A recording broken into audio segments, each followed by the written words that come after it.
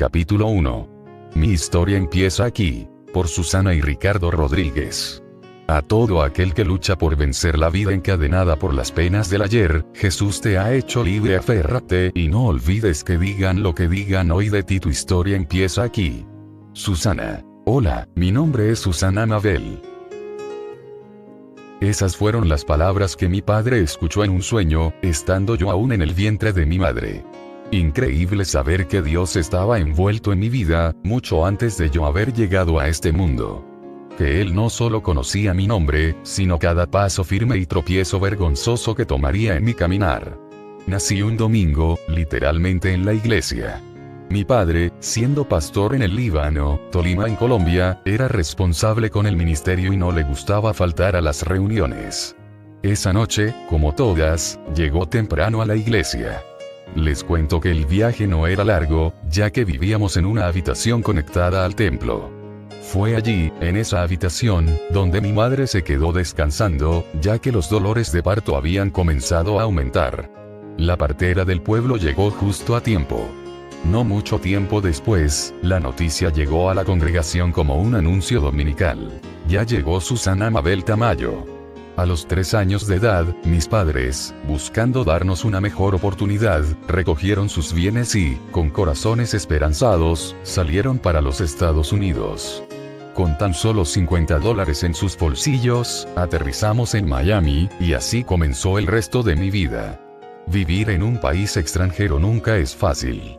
El inmigrante atraviesa por muchas dificultades, que realmente hay que vivirlas para entenderlas. Se pasa hambre, se sufren rechazos, y al final siempre pega la nostalgia. En medio de todo eso, Dios estuvo siempre fiel a nuestro lado, dándonos la seguridad de que todo iba a salir bien. Fui creciendo en un hogar lleno de amor y aprendí que lo material no era necesario para ser feliz. El fin de mi niñez. Por años vivimos en un barrio de bajos recursos, un lugar que muchos miraban con desprecio. Aún así nunca me percaté que éramos pobres. Para mí, ese barrio era un pedacito del cielo y disfruté mucho mi niñez. Recuerdo que me fascinaba hablar con Dios en mi tiempo libre. Me acostaba en el pasto, en las afueras de mi casa, y mirando a las nubes, le hacía preguntas a Dios.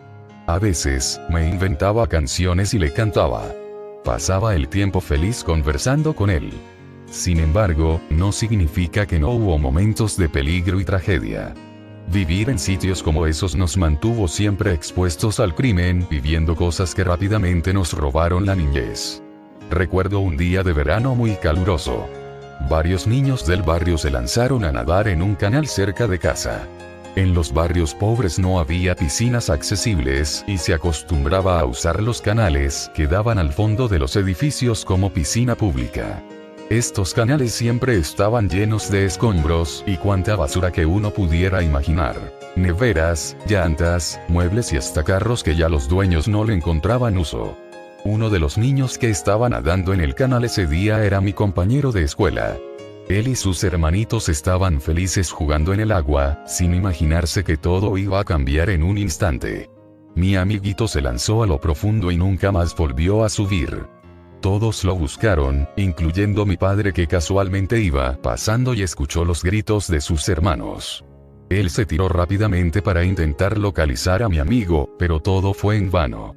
Cuando llegaron las autoridades nos informaron que mi amigo se había quedado atrapado en una nevera al fondo del canal. Recuerdo como si fuera ayer la cara de angustia y frustración que tenía mi padre al no poder encontrar a este niño. Fue algo que nos marcó a todos, y mirando hacia atrás puedo decir con certeza que ese día fue el principio del fin de nuestra niñez. Esa tragedia dejó en mí una profunda tristeza y, al mismo tiempo, me trajo mucha inseguridad. Recuerdo preguntarle a mis padres, ¿qué pasa cuando alguien muere? Ellos me explicaron que todos tenemos un alma y que, antes de morir, debíamos tomar una decisión de si aceptábamos a Cristo como nuestro Salvador o vivíamos una vida sin Él. Me explicaron acerca del cielo y del infierno, y siendo una niña de solo 8 años de edad, salí en mi bicicleta hacia mi lugar preferido. Allí en el pasto, me acosté y lloré inconsolablemente. En ese momento, decidí abrir mi corazón y pedirle a Dios que nunca me dejara y que fuera el Señor de mi vida. Yo entendí que sin él no podía vivir, y que si yo llegaba a morir sin él siendo el rey de mi vida, no habría vida eterna para mí en el cielo. Milagro de sanidad. Desde pequeña sufrí de asma, y cuando los ataques apretaban mi pecho hasta no poder respirar bien, rápidamente mis padres me llevaban al médico, quien me inyectaba cortisona para ayudarme con la respiración. Este proceso, después de repetirse varias veces, comenzó a causar un aumento de peso en mi cuerpo que, sin duda, para una joven de 11 años resultaba ser un efecto mortal en la autoestima. El complejo apagó por completo aquella sonrisa que todos admiraban, me convirtió en una niña introvertida sin deseos de mirarse en el espejo. Mis padres, con todo su amor y buena voluntad, nunca entendieron lo que yo necesitaba. Un abrazo, un te quiero, unas palabras tan comunes pero poderosas como, eres una bella princesa. Añoraba escucharlas tanto, pero a veces lo que llegaba a mi oído empeoraba la situación. Mi padre tenía un dicho que me decía todos los días: lo único lindo que usted tiene son los dientes, cuídeselos. Ahora entiendo que era su manera de enseñarme a cuidar mi dentadura, ya que él había sufrido mucho con sus dientes. Pero muchas veces recuerdo haberme sentido fea y pensar que lo único bonito eran mis dientes. Hay muchos estudios que resaltan la importancia de los padres en la vida de sus hijas. Las estadísticas demuestran que el 90% de la autoestima de las niñas es dada por su padre antes de la edad de 12 años. Enfatizan que los padres que dan atención a los logros, intereses y caracteres de sus hijas, producen adultos saludables y seguros de sí mismos, mientras que aquellos padres que se enfocan tan solo en las apariencias pueden causarle daño, afectando la autoestima. Una niña que se cría sin padre tiende a tener una autoestima baja, contrario a aquellas que tienen un padre activo en su desarrollo. Es sumamente importante dejarles saber a nuestras pequeñas hijas que son amadas, bellas, y que tienen todo lo necesario para triunfar en la vida como mujeres seguras de sí mismas bajo el perfecto plan de Dios. Muchas veces, nos encontramos con hijos que tienen padres tan ocupados en proveerles materialmente, que no reciben el respaldo físico y verbal que verdaderamente necesitan para crecer con una buena autoestima. Una noche, después de un servicio en nuestra iglesia, llegamos a casa y empecé a sentirme mal. Ya conocía los síntomas del asma, se me estaban cerrando los pulmones y con cada segundo que pasaba, se me hacía más difícil respirar. Rápido llamé a mis padres para que me atendieran y oraran por mí. El asma es algo aterrador. Si para un adulto es difícil, para un niño es peor. El miedo y la angustia que se sienten causan que uno se agite más y, a la vez, empeora la enfermedad. Siempre era así conmigo. Nada estaba trabajando y mis padres, al verme en esa situación, decidieron llevarme al hospital inmediatamente. Ya de camino sentía que no iba a llegar. Cada respiro era un reto y mi cuerpo sin fuerzas luchaba por sobrevivir. Mis padres no podían esconder la preocupación en sus rostros. Sin embargo, este viaje parecía más largo que los demás y pronto me di cuenta que habían dejado atrás el hospital por varios kilómetros. Siguiendo un rumbo desconocido y dejando atrás cualquier esperanza de mejorarme, manejaron con urgencia. Había otros planes esa noche. Mi padre iba a poner su fe en acción y, de una vez por todas, depositar la vida de su hija en las manos del gran médico. Él había escuchado de una campaña de sanidad cerca de nuestra ciudad y allí llegamos con gran expectativa. Papi me cargó en sus brazos y entramos por las puertas de la iglesia. Yo con miedo y él con desesperación, juntos logramos pasar al frente. En ese momento, cuando el evangelista puso su mano sobre mi cabeza, sentí un calor por todo mi cuerpo y en un instante se me abrieron los pulmones. Respiré como un pez que regresa al agua, con pulmones sanos y un corazón lleno de fe. El Señor permitió que yo viviera el resto de mi niñez sin esos ataques drásticos de asma y sin más inyecciones de cortisona para poder respirar. Ya no era aquella niña tan delicada de salud, sino un ejemplo del poder sanador de nuestro Dios. Mas Él fue herido por nuestras transgresiones, molido por nuestras iniquidades. El castigo, por nuestra paz, cayó sobre Él, y por sus heridas hemos sido sanados. Isaías 53, 5, bla. Llegó el amor. Al pasar los años, como cualquier joven que vive en una ciudad metropolitana, fui creciendo con las luchas y los desafíos que el mundo trae, pero a la vez siempre rodeada del ambiente de iglesia y con un gran respeto por las cosas de Dios. Puedo decir que la oración de mis padres y las enseñanzas que me dieron en mi niñez forjaron mi corazón y me prepararon para enfrentar mi adolescencia. La Biblia dice en Proverbios 22:6. Instruye al niño en su camino, y aun cuando fuere viejo no se apartará de él. RV 60. Considero que por eso estoy aquí hoy, y por esa razón puedo contar esta historia de victoria y restauración. Comencé a visitar una iglesia en Miami que acostumbraba invitar salmistas y agrupaciones para dar conciertos. Un día invitaron a un grupo llamado Nueva Vida. Fui acompañada de un amigo, quien estaba interesado en mí y yo en él. Nos conocimos en la iglesia y nuestra amistad comenzaba a tomar un giro más serio. Llegamos temprano para poder conseguir un buen lugar y disfrutar del concierto, pero para mi sorpresa, esta agrupación era bastante popular en Miami y el lugar estaba lleno. Comenzó a sonar la música y una voz fuerte y clara se escuchaba por el altavoz cantando del amor, de la misericordia y el perdón de Dios.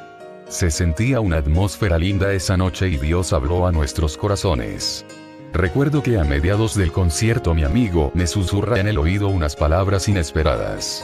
Tengo un presentimiento que te vas a casar con el pianista. Yo lo miré con una cara sorprendida y un poco molesta, y le pregunté, ¿por qué dices eso? Él solo me dijo que lo sentía en su corazón. Todo fue muy extraño, ya que yo no podía ni ver al pianista, estaba muy lejos y mi vista no era tan buena. Definitivamente, el episodio me pareció bastante absurdo, pero terminó siendo algo profético. En el año 1991, una amiga me invitó a participar en su boda como una de las damas. Los ensayos fueron en su iglesia, la cual pronto empecé a visitar. Me encantó cómo eran los jóvenes y la manera en que rápidamente pude hacer amistades allí. Un día, el pastor de jóvenes me invitó a un concierto, y cuando entré por las puertas de la iglesia esa noche, qué sorpresa me di al ver que era el mismo grupo Nueva Vida que había visto unas semanas antes. Al finalizar el concierto, el tecladista del grupo me invitó a cenar con ellos a un restaurante y allí me introdujeron por primera vez al cantante del grupo, Ricardo Rodríguez. Desde el principio, hubo una atracción entre los dos. Me encantaban sus manos velludas, quizás porque escondida en mi timidez, esquivaba su mirada y me enfocaba solo en sus manos. Recuerdo que los muchachos del grupo nos sentaron juntos con la intención de que habláramos y tal vez intercambiáramos números telefónicos. El plan no funcionó, y al final de la noche, nos despedimos y pensé que todo había terminado allí. Pasaron varias semanas, y un día me invitaron a ver un juego de fútbol americano de la iglesia a la cual felizmente asistía. Lo que no sabía era que Ricardo era el capitán del equipo y me alegré mucho al verlo allí. Al final del juego, Ricardo se acercó y me invitó a cenar. La cena duró varias horas pues hablamos de la música, la familia, Dios y más música. Esa noche, por fin, me pidió el número telefónico. Nos despedimos y quedé esperanzada de volver a escuchar su voz. Al día siguiente me llamó y conversamos por largas horas. Desde el principio, hubo una conexión profunda. Nos escuchamos el uno al otro, nos entendimos, compartimos tanto esa primera noche que terminamos la conversación a las 5 de la mañana. Esa primera conversación marcó nuestra amistad, y en ese momento supe que había algo especial entre los dos que se podía cultivar. Recuerdo que mi trabajo en esa época era muy exigente. Yo era la encargada del laboratorio en el área de fotografías de oftalmología en el Hospital Bascom Palmer. Todos los días me pasaba en un cuarto oscuro procesando con químicos hasta 100 rollos diarios de fotografías para que el doctor pudiera determinar lo que padecía el paciente. Mis días parecían eternos y las horas pasaban tan lentas esperando llegar a casa y poder hablar con él una vez más. En ese tiempo no había celulares y una tenía que estar en la casa para recibir llamadas. Rápidamente el amor crecía y, unos meses después, nos hicimos novios con el permiso de mis padres. Una noche especial. Yo tenía 21 años y él 24, nos llevábamos muy bien y me encantaba ir a verlo cantar en sus presentaciones. Me deleitaba escuchar su talento y verlo escribir sus canciones. A los 6 meses de habernos conocido, les pidió a mis padres sacarme a cenar. Esa noche todo fue muy lindo y romántico. El restaurante era lujoso y la comida exquisita. Paseamos por la marina de Miami y encontramos unas góndolas con un hombre que cantaba en italiano, pero al acercarnos, sacó su aviso de cerrado y no pudimos montarnos en la góndola. Ricardo seguía ansiosamente buscando algo en que montarnos. Todos los barcos ya habían cerrado y salimos del área hacia los carruajes tirados por caballos. Al acercarnos para pagar por una vuelta por el área de Bayside, me dio un mareo fuerte y nos retiramos al carro. Parecía que la noche no tendría fin para mí, ya que a este punto estaba ardiendo en fiebre y no sabía cómo decírselo a él, porque yo veía el esfuerzo que había hecho toda la noche para complacerme. Terminamos en una playa de Miami llamada Allendale, cerca de la casa de sus padres. Ricardo me pidió que camináramos unos minutos por la playa y así lo hicimos. Encontramos una casilla de salvavidas. Allí Ricardo se puso en una rodilla y me declaró su amor, y me pidió que fuera su esposa. Esto fue una gran sorpresa para mí, pues lo último que yo me iba a imaginar era que él me propusiera matrimonio esa noche. La alegría que sentí esa noche fue inexplicable, uno de los momentos más emocionantes que jamás había experimentado. Yo iba a ser la esposa de Ricardo Rodríguez, un hombre que me amaba a mí, amaba a su madre y a toda su familia con todo su corazón, pero más que todo, amaba al Señor con todo su ser. Comenzamos a planear nuestra boda y a buscar casa para comprar. La familia de Ricardo siempre fue muy unida y me hicieron sentir querida en muy poco tiempo. Lo primero que compré para nuestra boda fue mi vestido de novia, y todos los días lo miraba y me imaginaba cómo sería mi vida al lado de Ricardo, y cuántos hijos tendríamos. Estaba todo listo para un futuro feliz.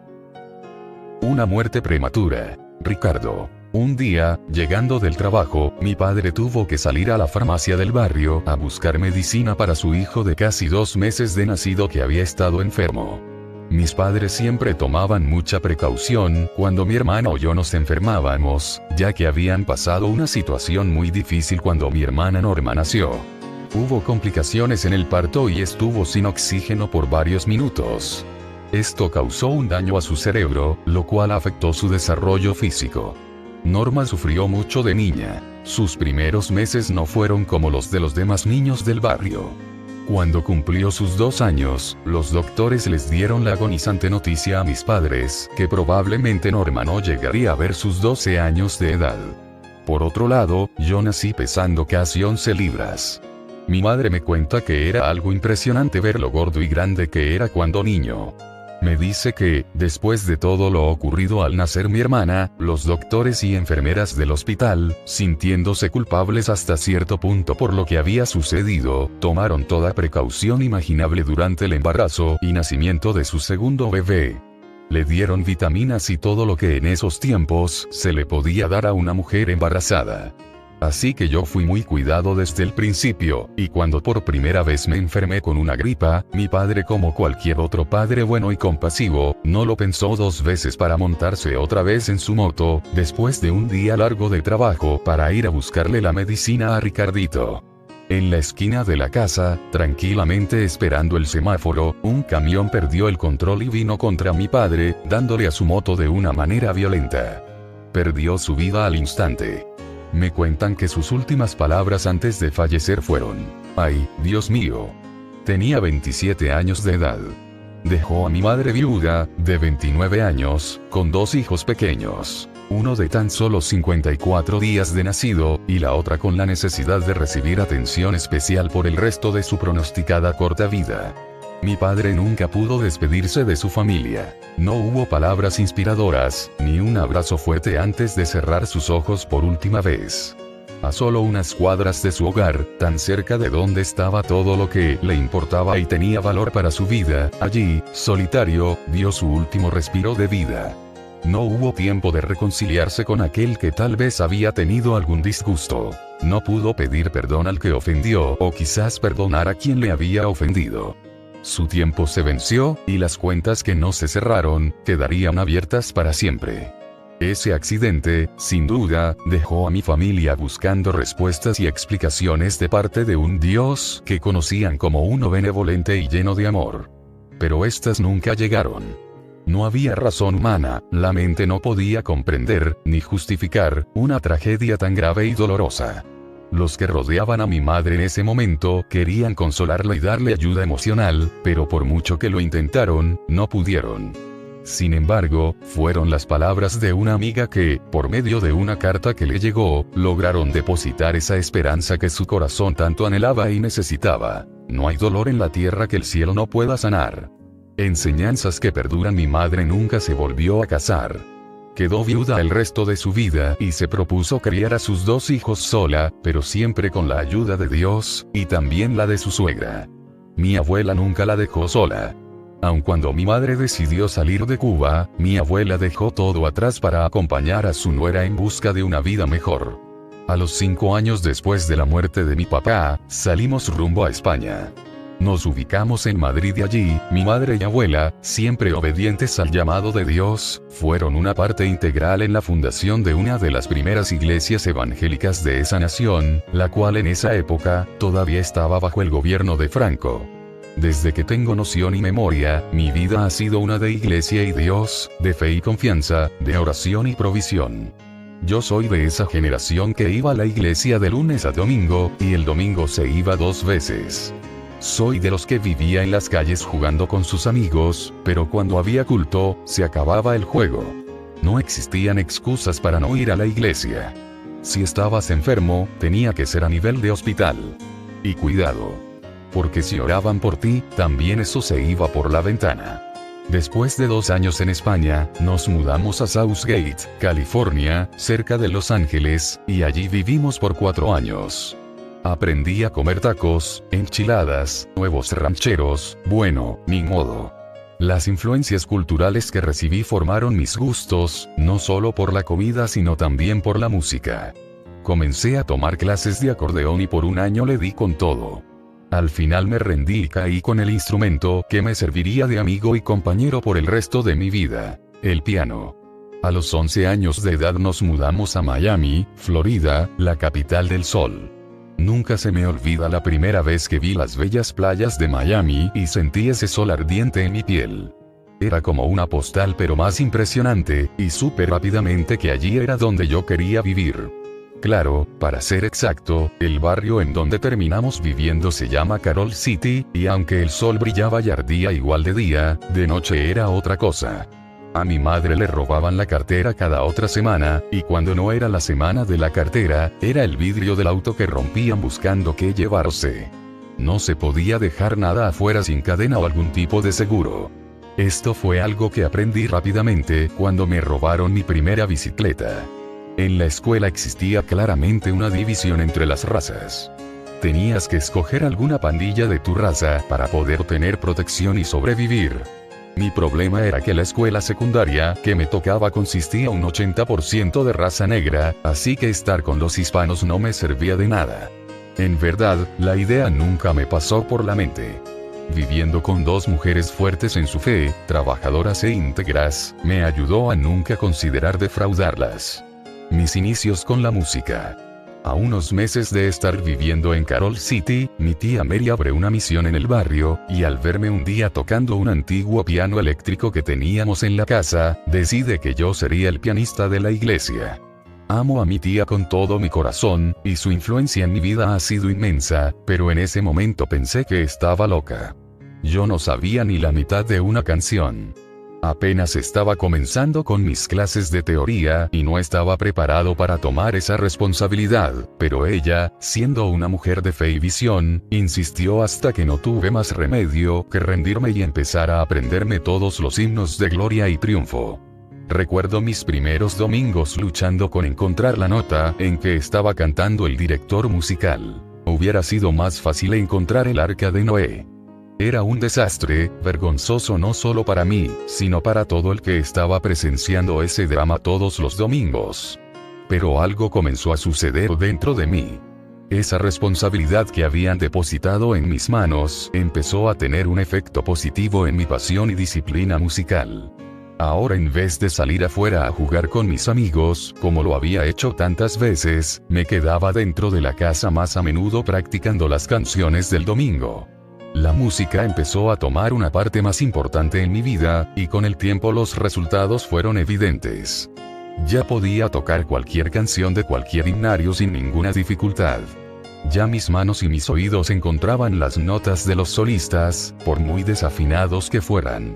El desafío de mi tía y la fe que ella depositó en mí, al ponerme a tocar el piano al frente de esa humilde congregación, fueron sumamente importantes en el desarrollo de mi autoestima y de mi amor hacia la música. Nuestra familia nunca fue pudiente, al contrario, éramos de un trasfondo humilde y trabajador. Mi madre limpió hoteles en España, y al llegar a los Estados Unidos junto con mi abuela, trabajó en factorías como costurera. No teníamos mucho, pero no nos faltó nada. Nunca me sentí pobre, simplemente no tenía dinero. Hay una diferencia.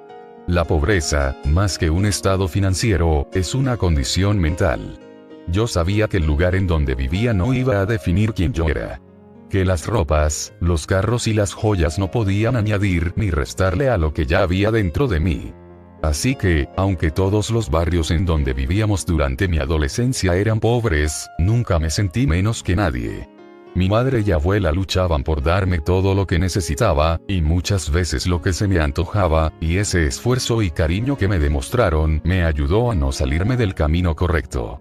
Muchos de los jóvenes con quienes fui a la escuela y jugaba en el barrio, hoy en día están muertos o presos, algo de lo cual estoy muy consciente cada vez que alguien me habla de perder su juventud dentro de la iglesia.